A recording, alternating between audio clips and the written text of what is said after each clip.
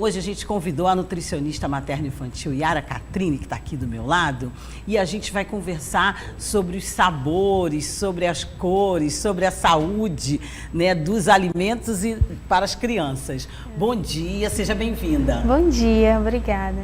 Bom, de início já gostaria que você desse uma dica aí para os responsáveis, para as mamães.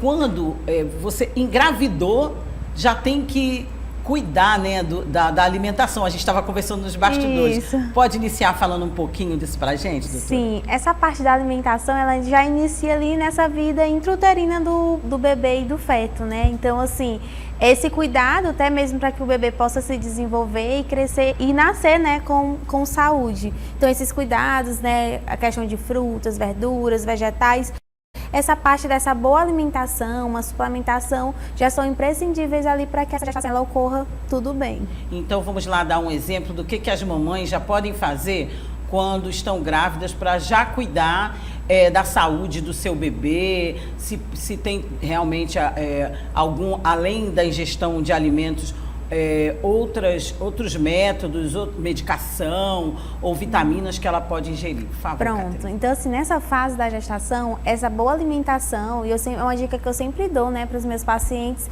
é a gente evitar a exposição à própria questão dos industrializados, pela questão dos conservantes, aditivos e muitos compostos bioquímicos que a gente não sabe bem a resposta que esse feto ele vai ter, né? Como que ele vai se desenvolver sendo exposto a esses alimentos. Além da questão da suplementação com ferro, zinco, selênio, a parte de probióticos na atuação dessa modulação intestinal, para que a gente consiga favorecer um ambiente adequado para o desenvolvimento desse bebê. Pronto. Nasceu.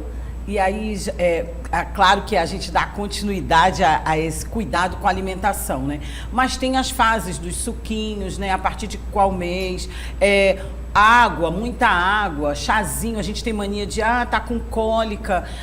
É aquela cultura que a gente tem, né? Que vem das nossas avós, das nossas mães. Vamos dar um chazinho de camomila, ou X ou Y. O que a gente deve ter cuidado na ingesta do bebê desde cedinho? Pronto, então assim que o bebê nasce, o ideal é que o bebê ou ele mame, né, ou que ele utilize uma fórmula infantil adequada para suas necessidades. A partir dos 6 meses é que a gente começa o que a gente chama de fase de introdução alimentar, onde a gente começa a introduzir esses alimentos, frutas, verduras, proteínas, né. É uma fase que a gente ainda não faz a inserção do suco, então geralmente suco, água de coco, a gente oferta a partir de 1 ano, né. Tendo em vista essa questão dessa adaptação desse paladar do bebê nessa fase. Então, é uma fase onde o bebê ele vai começar a aprender a comer. Então, eu sempre falo que a gente está meio que quebrando algo bem tradicionalista, que antes a gente via essa fase como uma fase em que o bebê ele já tinha que comer, que o leite já não era mais suficiente, que a fórmula já não supria mais, enquanto na verdade não é bem isso que acontece. Então, esse leite ele consegue suprir bem essas necessidades até 1 ano, e essa introdução ela começa aos 6 para que o bebê ele possa se adaptar, aprender, ele tem esse tempo para que a partir de 1 ano ele realmente possa engatilhar nessa fase, nesse processo. Vou fazer um pequeno retorno, porque pulei a parte do leite materno que você aí já falou muito bem, mas eu queria que você reforçasse os benefícios do leite materno e também desse uma indicação para aquelas mães que por algum motivo não puderam amamentar, já que a gente sabe que todo leite é bom, que todas nós podemos amamentar, dar de mamar, mas assim, alguns casos às vezes a mamãe não tem o leite suficiente, recorre ao banco de leite ou aos leites industrializados, artificiais. E aí eu queria que você fizesse esse parêntese em relação ao leite materno e o uso desses outros leites. Pronto, então assim, o leite materno ele sempre vai ser prioridade, né? Então ele é um leite que ele vai ser sempre adequado às necessidades daquela criança, onde ele vai ter muitas questões de imunoglobulinas e fatores aí da parte de sistema imunológico, além de ter todos os nutrientes que esse bebê ele precisa, ferro, cálcio, vitamina A, vitamina D, né? Então ele vai ser fonte de todos esses nutrientes, além dele estar bem mais biodisponível, que isso significa que o bebê ele consegue absorver bem melhor do que quando ele recebe a fórmula artificial. Apesar de hoje a gente já ter muitas tecnologias empregadas nessas fórmulas infantis, sim, mas elas não conseguem se equiparar a esses benefícios porque o leite materno ele vai ser muito único e específico de cada mãe para o seu bebê. Certo. Yara, outra coisa, aí a gente estava vendo, até ainda agora aí passou uma das fotos para ilustrar a nossa entrevista, de um pãozinho com uma carinha e tal. Então, vamos passar para a parte de, já começou a se alimentar, já pulou da parte dos suquinhos, das frutinhas, das comidinhas amassadinhas, né, sopinhas. E aí, a partir de quando a gente já pode cortar as frutinhas, pedaços, legumes, verduras, para ele poder começar a comer esse tipo de alimento desse formato? Pronto, então assim, em relação a essa questão dos cortes, a partir dos 6 meses já tem bebês que conseguem comer em cortes, né? Cortes que são um pouco maiores, né? Um pouquinho mais grossos e sempre macios para que esse bebê ele consiga mastigar.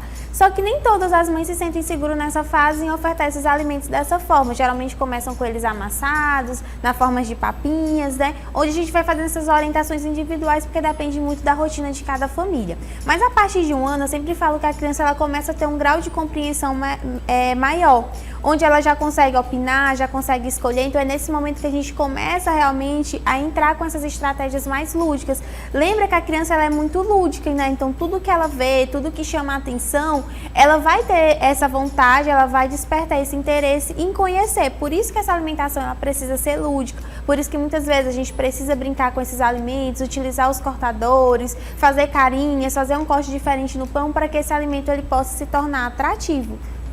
Olha, tem uma pergunta aqui da Sheila, lá do Rio de Janeiro, que está com uma netinha novinha, inclusive a Sheila faz aniversário hoje também, minha irmã do coração, um beijo, e ela perguntando, bom, a partir de qual época a gente deve se preocupar com a criança ingerir os alimentos industrializados, porque são ofertados para ela na escola e nas atividades que ela faz extraclasse? Pronto. Então, Sheila assim, Alves. Em relação aos industrializados, o que a gente tem que ter cuidado? Existem industrializados que a gente vai introduzir a partir de 1 ano como iogurte natural. Eu sempre falo que a indústria não pode ser vista como um vilão da alimentação, sim, mas tem que ser vista como um aliado e a gente conseguir fazer boas escolhas a partir disso.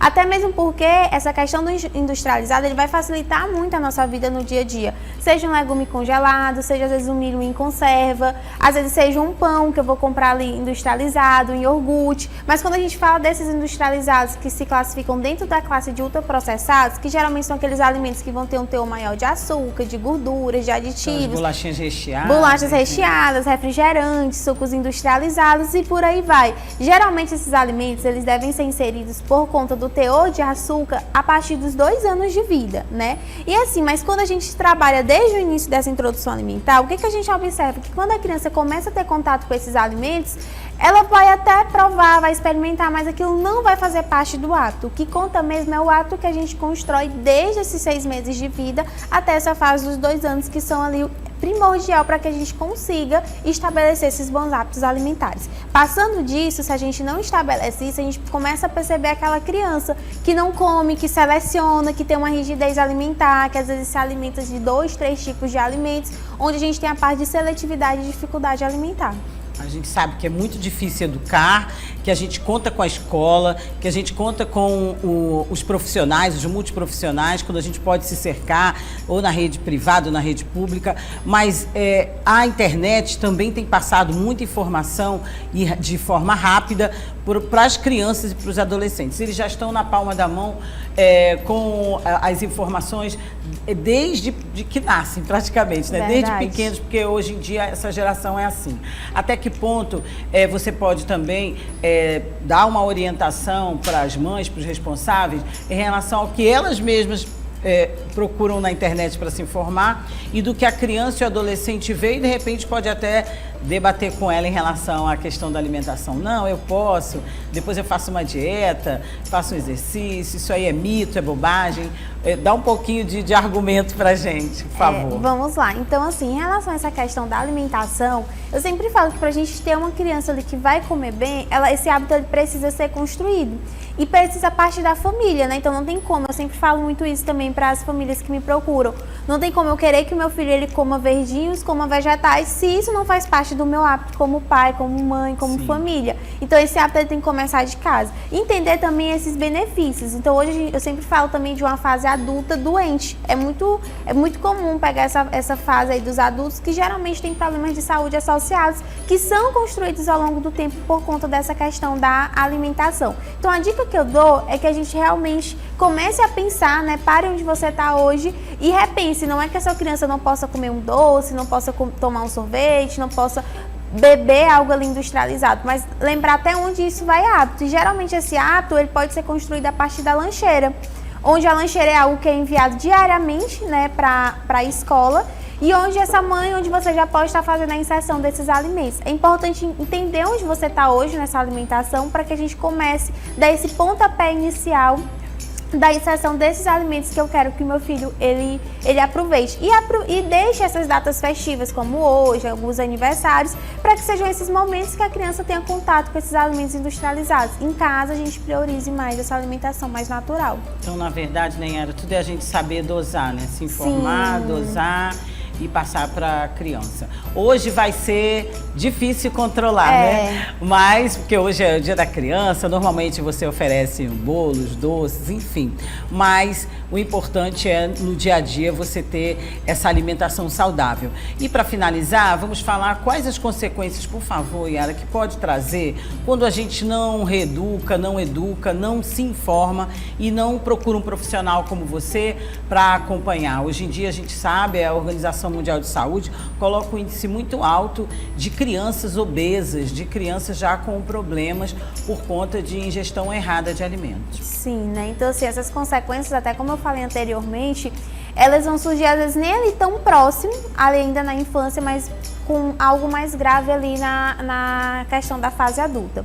Essa questão dessa alimentação mais desregrada, nesses excessos, geralmente são observadas com dislipidemias, alterações de colesterol, triglicerídeos, crianças pré-diabéticas ali pós-pandemia ou durante a pandemia era muito comum pegar crianças de 3, 4 anos ali com quadros pré-diabéticos, né, por conta dessa questão desses excessos alimentares. Além da obesidade, a gente fala muito da questão do obeso desnutrido, né, que são termos ali que parecem não ser análogos, mas quando a gente entende que aquele obeso, ele também não é um obeso que vai ter questão de nutricionalmente vai estar adequado, né, então ele acaba tendo um excesso de peso, mas ao mesmo tempo ele está desnutrido em relação a essa questão desses nutrientes que o nosso corpo precisa, problemas cardiovasculares, a própria questão a longo prazo do desenvolvimento de câncer e de outras doenças crônicas também não transmissíveis. Então, assim, a gente percebe hoje que o nosso hábito de vida, ele é um gatilho ali para desencadear. A genética tem até uma parte forte, eu tenho um fator genético para desenvolver tal doença, mas os nossos hábitos de vida, né, seja de sono, exercício físico, alimentação, eles são um gatilho para que realmente esses problemas eles venham a desenvolver. E o hábito ele é construído, ele é no dia a dia. Não existe um milagre, não existe uma fórmula mágica, ele precisa começar a acontecer. Bom, um pontinho também, Yara, antes de finalizar mesmo, Jéssica, pode deixar, porque eu sei que o meu tempo já está corrido. A dentição, né, a ingestão de açúcares, né, pode prejudicar muito e também seus colegas que são da odontologia estão sempre aqui com a gente, que você ratificasse essa questão, que também é uma consequência que pode ter a cárie e outros problemas. Sim, esse problema da cárie acaba infelizmente sendo bem comum nessa fase, porque a gente tem um consumo excessivo e muitas vezes não tem uma higienização adequada, o que propicia esses quadros realmente desse desenvolvimento. Então, assim, essa questão do alto teor de açúcar, ela acaba também tornando desinteressante algumas frutas e vegetais. Então, às vezes, o gosto, lógico, de uma balinha, ela vai ter um gosto muito mais ressaltado do que de uma fruta, de uma maçã, de um abacaxi, de uma pera, enfim. Então, esse açúcar ele acaba ressaltando mais esse paladar, né, para algo mais doce. Então, quanto mais doce, a criança necessita daquele teor maior de açúcar para conseguir satisfazer aquele paladar. Então é bom cuidar e estar escovando sempre essa higienização. Ingerir algo, né? E também com açúcar e mesmo qualquer coisa que a gente se alimenta, né? A gente tem que estar fazendo a escovação devida, passando fio dental, enxágue bucal, o que você puder e tiver dentro das suas possibilidades, mas a escova de dente, ela por si só já ajuda bastante. Ajuda. Muito obrigada, Yara Catrine, pelas informações, pela sua participação aqui no no Bom Dia. E gostaria que você deixasse aí, sei que já deve ter colocado aí, acreditado na hora que você estava falando, seu Instagram, mas eu gostaria que você reforçasse, porque sempre tem alguma dúvida, né, que pode ser tirada e também para procurar seus serviços. Fique à vontade. Pronto, então assim, hoje as redes sociais ali, eles são a forma como geralmente a gente tem esse contato com a família. Então, para quem quiser me seguir, meu Instagram é @nutriaracatrim, né? Onde lá eu sempre compartilho dicas, compartilho o meu dia a dia e tiro sempre muitas dúvidas, onde também a gente vai desmistificando muitas informações a respeito da alimentação infantil.